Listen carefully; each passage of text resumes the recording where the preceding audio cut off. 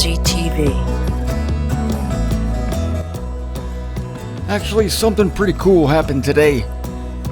Ladies and gentlemen, I actually made a decision today that was based on my knowledge of where we are on the Aeonian calendar. This knowledge I have of the timing of the return of Christ is not just theoretical. It is having a practical effect on my life, and I am making decisions accordingly. This is Martin Zender, making sense for a living 5 days a week. Well, actually 7, but you just don't know about it on Saturday and Sunday because I don't broadcast live to you. I am here in my kitchen, my studio, my Crystal Cathedral here in Fort Lauderdale, Florida, at the edge of the bottom of the peninsula. And yesterday my car wouldn't start. I could tell for 2 or 3 days it was like straining a little bit. But I'm thinking, I just got the battery not too long ago. I got it at Walmart. So anyway, yesterday it was today, yeah. Manfred gave me a jump yesterday. It held the jump for a little bit, but then no more. So I figured, okay, I think the battery's bad. So this morning, wouldn't start at all. Called the AAA. Guy came in, tested the battery, said, he got it started, but he said, yeah, your battery's shot. So just, where'd you get your battery? I said, Walmart. And he goes, take your car back to Walmart. I said, it'll keep running? Yeah, just don't stop it, dude. Don't stop the car until you get to Walmart. Okay, so I'm driving to Walmart. And I get to Walmart and I'm buying my new battery because guess what? I'm 2 months over the warranty. Of course, they must design these batteries to fail like soon after the warranty expires. I got a 2-year warranty for this thing. That was 2 years and 5 months ago. See, I had no idea when I bought the battery. I'm not very organized, right? So I don't have I don't have the receipt or anything. I don't know what it is. The guy goes, "Is it a lifetime battery?" I don't know. Did you get a warranty on it? I don't know. He says, "Well, just take it in. They'll scan the barcode." I go, "Well, why do I need a frickin' receipt then if they can scan the barcode?" So they scanned the barcode. Sure enough, I'm 5 months over the warranty. I got to buy a new battery. So the guy says, well, we got your standard issue 1-year warranty. We got your standard issue 2-year warranty. We got your standard issue 5-year warranty. And, I was excited to hear about that 5-year warranty. I was thinking, and the difference was like $30. It went from maybe $60 for the El Crapo battery, $80 for the 2-year warranty, and $95 for the 5-year warranty. I really want that 5-year warranty. I said, that'll teach that battery. But then I'm thinking, wait a minute. I'm not going to be here in 5 years. So I'm doing the calculation. Okay, spring of 21. This is the winter of 19. I'm covered. A 2-year warranty will take me. I'd love to. And I'll have room to spare.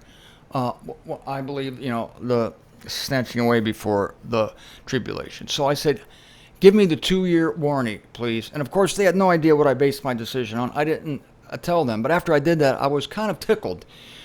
It kind of thrilled me to realize I just made a real-life decision based on when I believe the kingdom is coming.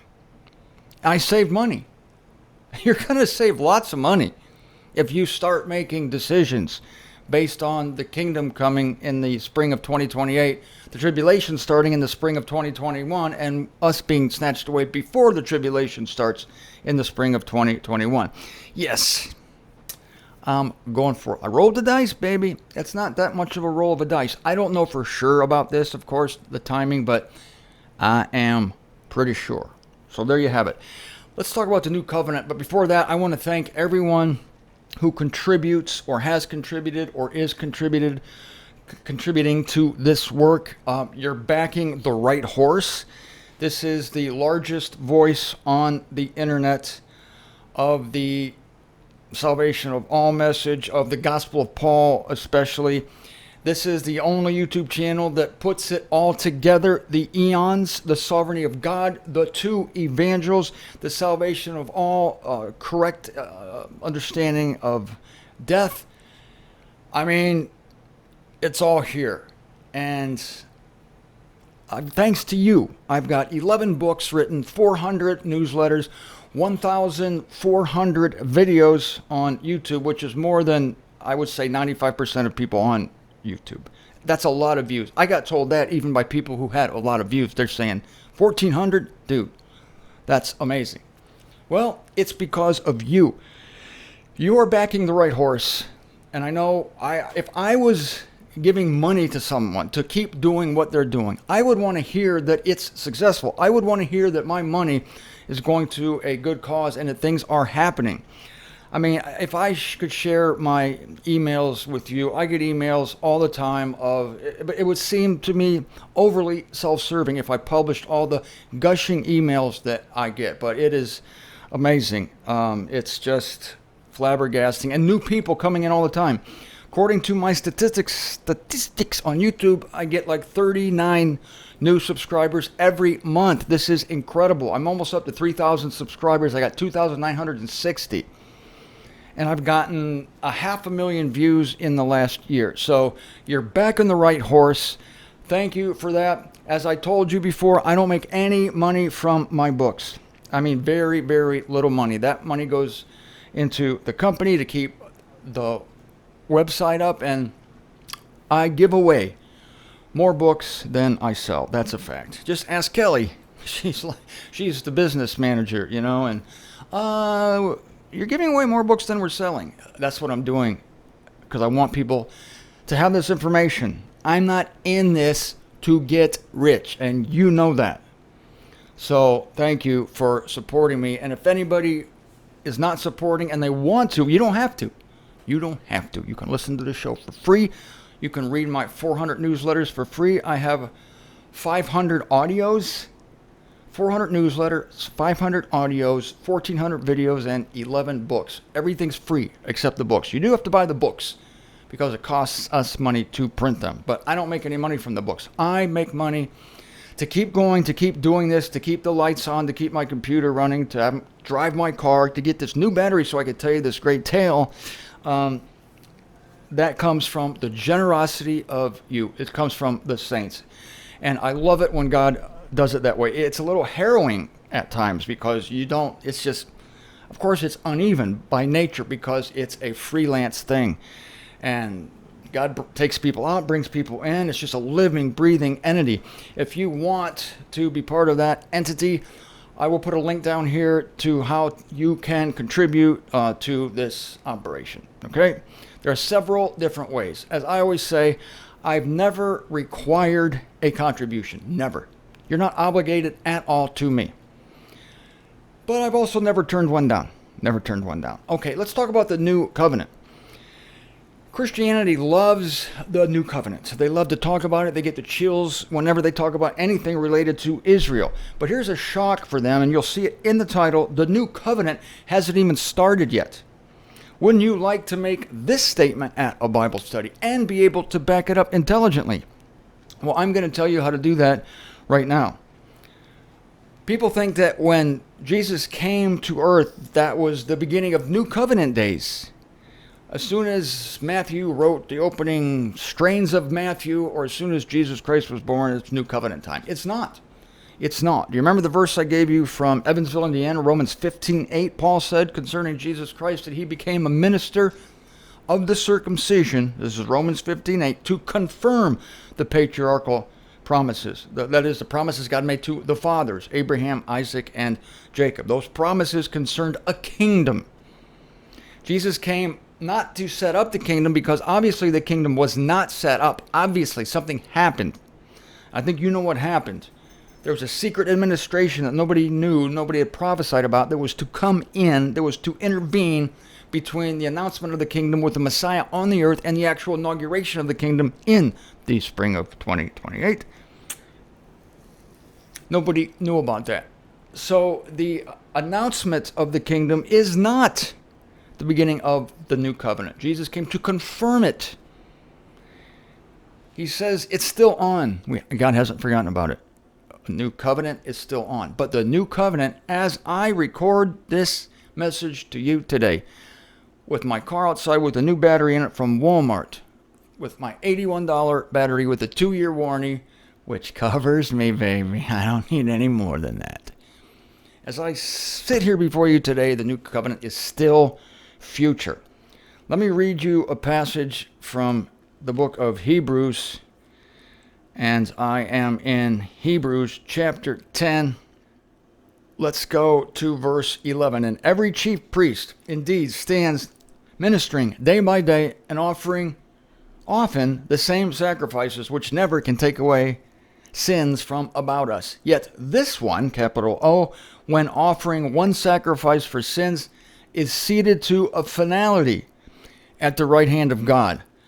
Waiting furthermore, this book of Hebrews is all about waiting. It's all about a kingdom that was near but then was withdrawn. And Paul is writing this letter to his fellow Jews to comfort them and to explain to them what happened. Waiting furthermore till his enemies may be placed as a footstool for his feet. I believe that will happen at the inauguration of the kingdom. It will begin probably during the tribulation. For by one approach present, he has perfected to a finality those who are hallowed. Now the Holy Spirit also is testifying to us, for after having declared, quote, verse 16, Hebrews 10, this, and Paul is quoting Jeremiah 31:33. Okay, this is why the quotation marks are here in the Concordant Literal New Testament, which I'm reading from in verse 16 of Hebrews 10. This is the covenant which I shall be covenanting with them after those days. After those days, the Lord is saying, imparting my laws to their hearts. This is a description of the new covenant right here. Imparting my laws to their hearts, I shall be inscribing them on their comprehension also. And of their sins and their lawlessnesses shall I under no circumstances still be reminded. This is not yet happened, in case you haven't noticed yet, to Israel. Because they are still a sinning people. They still, as a nation, do not even recognize their Messiah. There's an Israelite here and an Israelite there who recognizes the Messiah, but the new covenant is not a good Israelite here and a good Israelite there. It is a new heart being given to the corporate nation. That is the new covenant. When the new covenant does come, nobody will have to ask, I wonder if the new covenant's here. Is the new covenant here? Nobody, you won't have to ask because it'll be so evident. I quote that again. This is the covenant which I shall be covenanting with them after those days. Got it that time. Covenanting. Woo! I got it now. It's all greased up. After those days. A lot of Christians think that the new covenant started in the book of Acts. It didn't.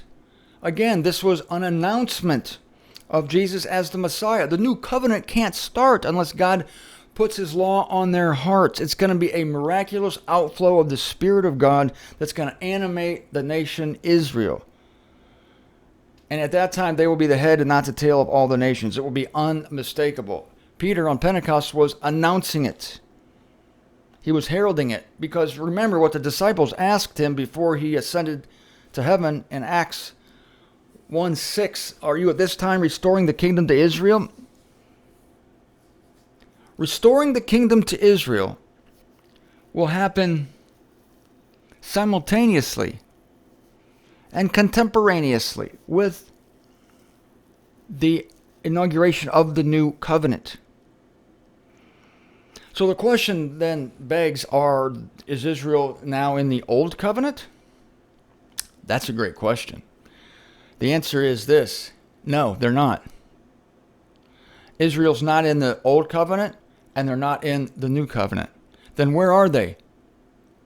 Read the book of Hebrews, or better yet, go to the new Martin Zender, Dan Sheridan show and read my audio series on the book of Hebrews. There's probably 100 shows there on this topic. They are in a no man's land. They are in a desert. They don't have a temple. They don't have a temple of the past. They don't have a temple of the future. The next temple that will be built will be the false temple. They don't even have that. But that won't count anyway.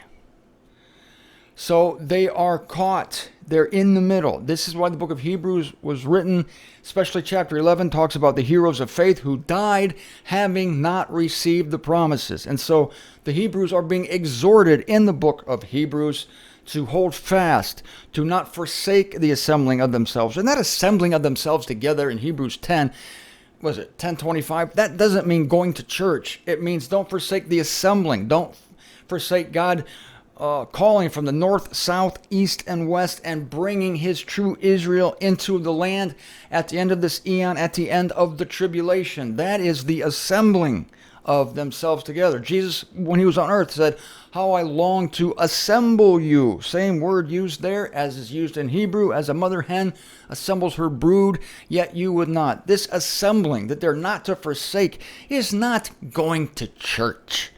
It's don't give up the fact that God is going to assemble you. Don't give up the fact that the new covenant is yet future. God is not slack concerning his promises. Ooh, if anybody needed to hear that word, after the kingdom had been withdrawn and Paul's ministry started, it was the Hebrews of that era. They needed that word desperately.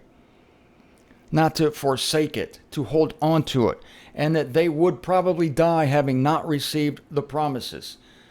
So today, if you're a person of faith, you are either a Hebrew in waiting, that is, you are an Israelite or a proselyte of Israel, that is, someone with an antenna to hear the Israelite message, and you're in waiting. You're not a new covenant Christian. You're a displaced Hebrew type person waiting for the new covenant to come on your people as a nation. That's what you're waiting for. You're either that or you're in the body of Christ. If anybody has an antenna for it out there, I know many of my listeners already have. They've already received the broadcast. They've already picked up the frequency that Paul is broadcasting at, and that I'm dialed into the same frequency Paul put out back in the first century and others have put out since then. We're dialed in. We've checked it out. We know what the frequency is. We get it right. We get rid of all the extraneous crap away from it, and we broadcast a pure signal. And you have an antenna for that signal. You've picked it up. You get it. Other people don't. They're either unbelievers or perhaps they're hearing the Israelite message that's broadcasting at a different frequency. That's AM. See, that's AM. Circumcision is an AM broadcast. The body of Christ is an FM broadcast. Because, see, the AM broadcast and the Israelite message, it kind of goes along with talk radio, whereas the body of Christ message definitely goes hand in hand with classic rock.